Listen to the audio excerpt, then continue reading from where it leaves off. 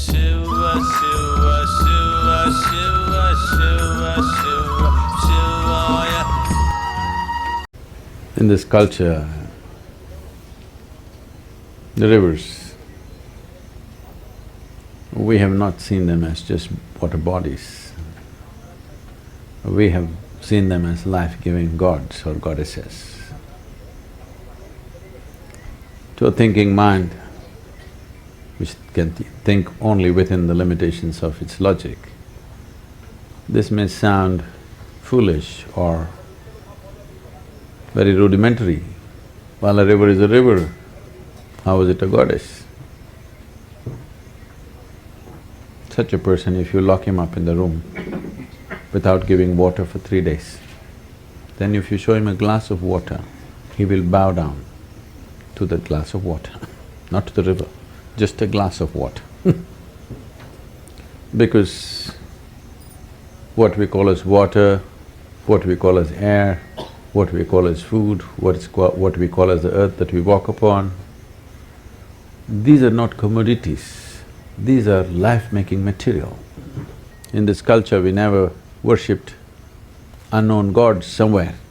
There's never been a god up there in India.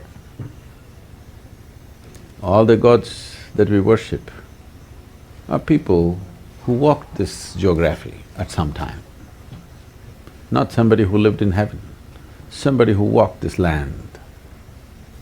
Whether you take Shiva or Rama or Krishna, whatever, they all walked this land, went through trials and tribulations that every human being goes through and much more.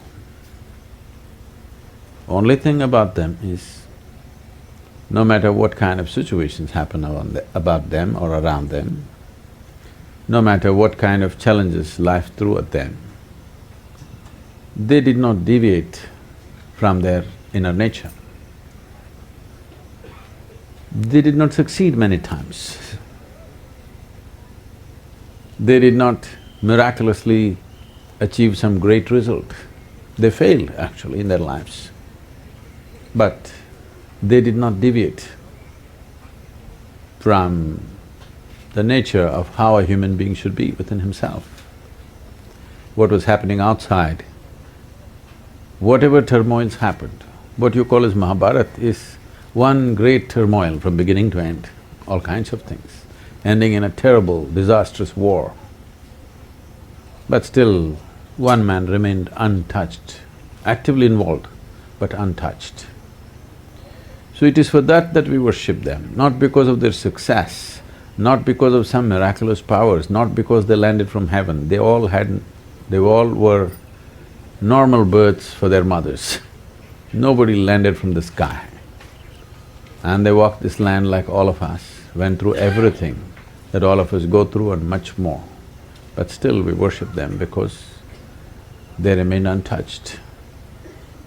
In many ways, a river represents that it doesn't matter what kind of people touch it, because of its nature of flowing, it remains pure and always there. So we never saw rivers as water bodies, we never saw rivers as just geographical happenings. We always saw them as life-making fundamentals for our life, because over 72% of our body itself is water. Over 70% of the planet itself is water. If we are looking for life, we look for a drop of water first. So having said this, the fundamental science about transcending or transforming human life is called Bhuta Shuddhi, that is cleansing of the 5 elements. This is a miraculous process in the sense, this whole universe, this body, this planet, this solar system, the whole universe, the variety of lives and forms everywhere, all this has been created just with 5 elements, not with 5 million, just 5. And how magically these 5 have come together in billions of ways, and one is absolutely unique compared to the other. and all of them have been made only with five elements. So, if one wants to transcend their own physical nature, the most fundamental and the most effective way of doing this is going through the process of Bhuta Shuddhi. The whole yogic science is an evolution out of Bhuta Shuddhi process, that is doing things with your elements. If you take charge of your elements, everything is in your realm, everything is in your control. Water is 72%, 12% is earth, 6% is air, 4% is fire, the remaining is Akash. If you take charge of these four elements or five elements for that matter, everything is in our control. One who masters five elements is considered master of the universe. Water is predominant because 72% is water. If we keep the waters in this body pure and good, health, well-being is simply taken care of.